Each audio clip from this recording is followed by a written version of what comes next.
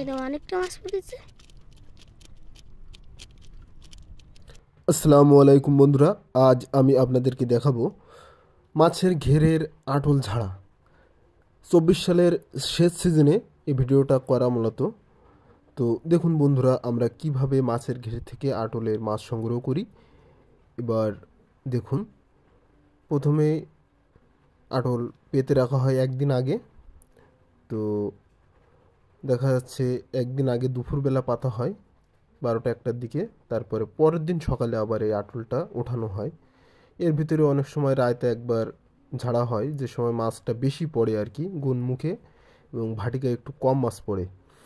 তো এটা মূলত ভাটিকা একবারে শেষ সিজনে 24 সালের আমি আজকে যে ভিডিওটা করছি। তো দেখুন, আসলে শেষ সিজনে মাছ খুব একটা থাকে না আর কি। শীতের কিছু কিছু শীতের অংশ চলে আসছে। তো দেখুন, এখানে অল্প কয়টা মাছ পড়েছে আটলে। তো এভাবে করে আমার ঘিরে প্রায় 8-9টা আটল দেওয়া আছে। তো সবগুলো আটল একে একে সংগ্রহ করব এবং আপনাদেরকে দেখাবো। তো বন্ধুরা, পুরো ভিডিও দেখার আমন্ত্রণ রইল, দেখবেন অবশ্যই শেষ পর্যন্ত এবং ভিডিওটা অবশ্যই শেয়ার করবেন।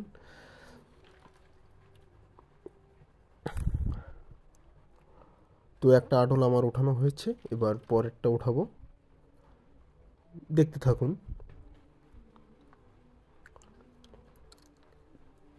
দ্বিতীয় আটল ওঠানো, কয়টা মাছ পড়ে অবশ্যই দেখবেন আপনারা এবং কমেন্টস করে জানাবেন যে কয়টা মাছ পড়েছে দ্বিতীয় আটলে। আসলে সাতক্ষীরার বাগদা চিংড়ি পুরা বিশ্বে কিন্তু একটা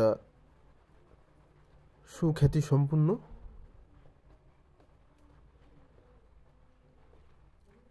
একবারে তাজা সাতক্ষীরার বাগদা চিংড়ি, অনেক স্বাদ।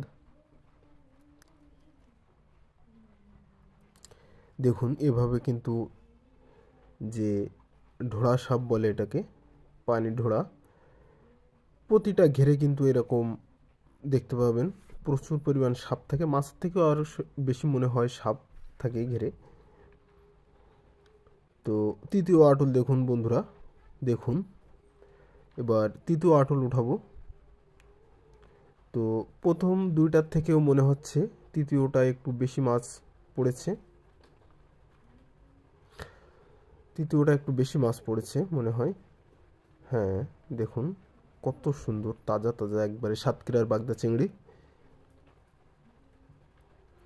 তো লাস্ট সিজনে মাছ একটু কমই আসে আটলে। এবার ঘেরটা আমরা ছিঁচে ফেলাবো, সাতক্ষীরা ভাষায় বলে ছিঁচে ফেলা, অর্থাৎ পানি শুকিয়ে ফেলবো একবারে। শুকিয়ে কিছুদিন মাটিটা শুকিয়ে নেব রোদে, প্রায় 1-1.5 সপ্তাহ। তারপরে আবার নতুন পানি উঠাবো 26 সালের জন্য। এটা 25 সালে শেষ সিজনে একবারে শীতের অংশে।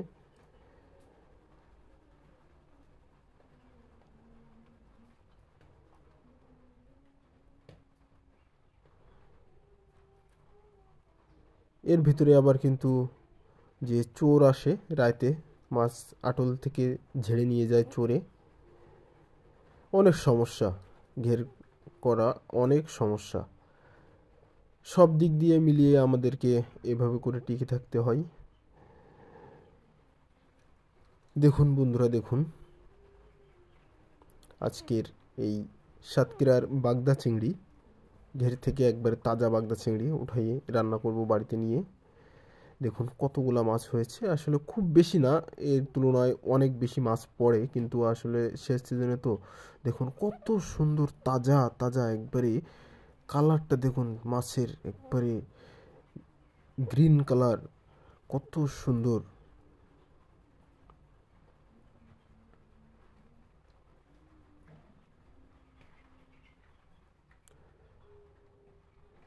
তো বন্ধুরা